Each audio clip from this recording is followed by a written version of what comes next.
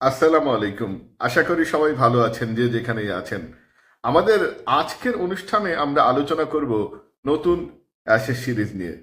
আপনারা হয়তো ভাবছেন যে অ্যাশেজের বয়স প্রায় ১৫০ বছর হয়ে গিয়েছে, এখন আবার আমি কোন অ্যাশেজ নিয়ে আলোচনা করব।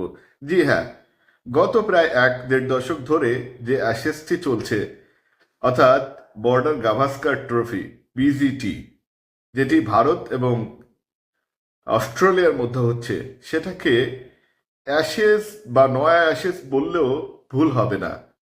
আগের সেই ইংল্যান্ড এবং অস্ট্রেলিয়ার মধ্যকার অ্যাশেজের যে উত্তেজনা, সেই উত্তেজনার পারদ কোনো অংশেই এই ভারত বনাম অস্ট্রেলিয়ার মধ্যকার এই সিরিজ বা এই টুর্নামেন্টে কম নয়। ভারতীয় গণমাধ্যম থেকে শুরু করে অস্ট্রেলিয়া গণমাধ্যম থেকে শুরু করে পুরো ক্রিকেট আঙ্গন, দেশ এবং বিদেশের সর্বত্র এ নিয়ে বিস্তর আলোচনা, সমালোচনা এবং নানা রকম পুঙ্খানুপুঙ্খ বিশ্লেষণ চলছে। বর্তমানে এই সিরিজটির স্ট্যান্ডিং হচ্ছে ১-১, অর্থাৎ বাকি আছে ৩ ম্যাচ। ভারতের স্টার ওপেনার শুভমান গিল বলেছেন যে তিনি এই সিরিজটাকে এখন একটি ৩ টেস্টের সিরিজ হিসেবে দেখছেন, অর্থাৎ অতীতে আগের ২ টেস্টে যা হয়েছে সেগুলো তিনি ভুলে যে নতুন করে শুরু করতে চাচ্ছেন। প্রথম টেস্টে আমরা জানি অবিশ্বাস্যভাবে ভারত বাউন্স ব্যাক করেছিল, ১০০ রানে অল আউট হয়ে যাওয়ার পরেও তারা সেই ম্যাচটি জিতে নেয়। দ্বিতীয় টেস্টে অস্ট্রেলিয়া ঘুরে দাঁড়ায় এবং সিরিজের সমতা নিয়ে আসে। আমরা দেখতে পাচ্ছি যে যে ধরনের ক্রিকেট এখানে হচ্ছে, যে মানের ক্রিকেট এখানে হচ্ছে, সেটি নিঃসন্দেহে অসাধারণ। কেহু কেহ কারে নাহি ছাড়ে সমানে সমান। সুচাগ্র মদিনীয় বিনা যুদ্ধে নাহি দিব, এই হচ্ছে তাদের পণ।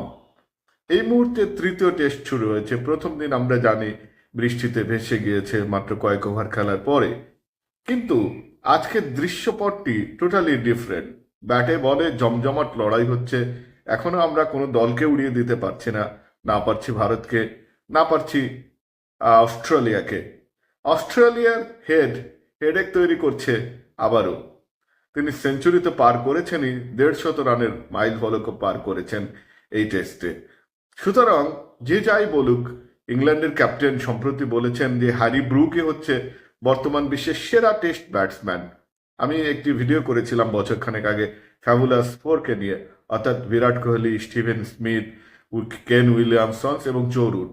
এদের মধ্যে প্রায় সবাই হারিয়ে গিয়েছেন in terms of their batting or overall performance. হারিয়ে গিয়েছেন বলতে আমি এটা বোঝাতে চাচ্ছি না, অর্থাৎ তাদের গ্রেট যে পজিশন ছিল সেই পজিশন থেকে তারা সরে গিয়েছেন। রিসেন্টলি জো রুটের মধ্যেও কিছু রিভাইভাল আমরা দেখতে পাচ্ছি। আজকে অবশ্যই স্টিভেন স্মিথ বহুদিন পরে রানে ফিরেছেন, তিনি একটি শতক হাঁকিয়েছেন। সুতরাং এই মুহূর্তে এই যে পর্যায়ে তারা এসেছে, এই দ্বিতীয় অ্যাশেজ যেটাকে আমরা বলছি, সেটি নিঃসন্দেহে গৌরবের। ২০০৬ সাল দিক পর্যন্ত যারা খেলা ফলো করেছেন তারা খেয়াল করবেন যে ভারতের সেই জৌলুস ছিল না। বিদেশের মাটিতে যাওয়া মানেই ভারতের নিশ্চিত পরাজয়। সৌরভ গাঙ্গুলি কিছুটা শিখিয়েছেন যে কিভাবে বিদেশের মাটিতে জিততে হয়। এরপরে মহেন্দ্র সিং ধোনি এসেছেন। পরবর্তীতে ভারতের সর্বকালের সর্বশ্রেষ্ঠ টেস্ট অধিনায়ক বলা যায় বিরাট কোহলি, তিনিও আগ্রাসী ক্রিকেট কিভাবে খেলতে হয়, কিভাবে বিদেশের মাটিতে জিততে হয় তিনি শিখিয়েছেন। বিরাট কোহলি যদিও এখনো ফর্মের তুঙ্গে নেই, তবুও গত টেস্টের একটি সেঞ্চুরি তাকে মনে করিয়ে দিতে বাধ্য যে বিরাট কোহলি এখনো ফুরিয়ে যায়নি। আমরা খেয়াল করে দেখব পারফরমেন্স, মানি, ইম্প্যাক্ট এগুলো খুব ম্যাটার করে। এভরিওয়ার ইট ম্যাটার্স। বাংলাদেশ যখন খেলতে গিয়েছিল ২০০৩ সালে, আজ থেকে ২১ বছর আগে, তখন বাংলাদেশকে ডারউইন নামক একটি জায়গায় খেলতে দেওয়া হয়েছিল অস্ট্রেলিয়ার ক্রিকেট বোর্ড থেকে। সিএ অর্থাৎ ক্রিকেট অস্ট্রেলিয়ার অনেকেই বলা বলি করছিল, কিংবা অনেক বোদ্ধারাই বলা বলি করছিল যে মাত্র একদিনে টেস্ট শেষ হয়ে যাবে, কিন্তু সেটি হয়নি। আমরা দেখতে পাচ্ছি ভারতকে আগে যারা প্রাধান্য দিত তারা এখন প্রাধান্য দিত না, তারা এখন প্রাধান্য দিচ্ছে। ভারত এখন প্রাধান্যের তুঙ্গে রয়েছে।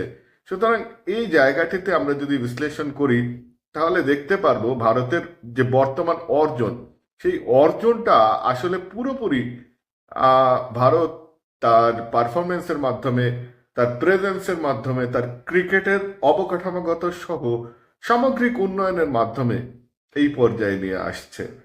ভারতকে কিন্তু একটা সময় বলা হতো যে দেশে বিড়াল, দেশে বাঘ বিদেশে বিড়াল। সেই ভারত কিন্তু আহ, সেনা কন্ডিশনে, অর্থাৎ south Africa, England, New Zealand, Australia সমস্ত কন্ডিশনে তারা ম্যাচই নয় বরং সিরিজ জিতেছে। সুতরাং এটা তাদের ওভারঅল স্ট্র্যাটেজিক্যাল উইন। আমি আশা করব যে এই ধরনের কম্পিটিশন দেখে অন্যান্য দলগুলো উদ্বুদ্ধ হবে এবং টেস্ট ক্রিকেটও যে রোমাঞ্চকর হতে পারে, মনোমুগ্ধকর হতে পারে, টেস্ট ক্রিকেটের মাধ্যমে একজন মানুষের ব্যক্তি জীবনেরও যে চরম উৎকর্ষ সাধনের বিষয়টা আমরা দেখতে পারি, সেটাও কিন্তু আমরা আস্তে আস্তে এর মাধ্যমে শিখব। নক্ষত্রেরও পতন হয় আমরা জানি, স্টিভেন স্মিথ হারিয়ে যাবেন, বিরাট কোহলি হারিয়ে যাবেন, হয়তো তারা টেস্ট থেকে অবসর নেবেন খুব দ্রুত। কেন উইলিয়ামসনও সেই পথে পা বাড়াবেন, জো রুটও থাকবেন না, হ্যারি ব্রুক আসবেন, হেডেক আসবেন, নতুন নতুন খেলোয়াড়রা স্থান করে নেবেন, পুরনোরা চলে যাবেন। তবু ধ্রুপদী টেস্ট ক্রিকেট কিন্তু 150 বছর টিকে গিয়েছে। সুতরাং টেস্ট ক্রিকেটকে এখনো অন্তত আমার মতো ক্রিকেট বোদ্ধা যারা আর্লি 2000 থেকে খেলা দেখেন, অবজার্ভ করেন, তারা এটিকে মেনে নিতে বাধ্য হবেন যে আসলেই টেস্ট ক্রিকেট যদি টেস্টের মতোই হয় তাহলে এটা অসাধারণ অসাধারণ সুন্দর এবং ধ্রুপদী। এটি দেখতেও মনোমুগ্ধকর লাগে, শুনতেও মনোমুগ্ধকর। এবং এই টেস্ট ক্রিকেটের যে টেম্পারামেন্ট, একজন খেলোয়াড়ের টেকনিক্যাল ইস্যুস, একজন খেলোয়াড়ের অন্যান্য সামগ্রিক সমগ্র বিষয় শুধুমাত্র আপনি পর্যবেক্ষণ করতে পারবেন টেস্ট ক্রিকেটের মাধ্যমে। টেস্ট ক্রিকেট আপনাকে এক এক সময় এক এক ধরনের ফিলিংস দেবে। টেস্ট ক্রিকেটে আপনাকে কখনো কপিবুক খেলতে হবে, কখনো আপনাকে আপনার নিজেকে ছাড়িয়ে যাওয়ার চেষ্টায় থাকতে হবে, কিভাবে দীর্ঘ ইনিংস খেলতে হয় সেটা আপনাকে শেখাবে।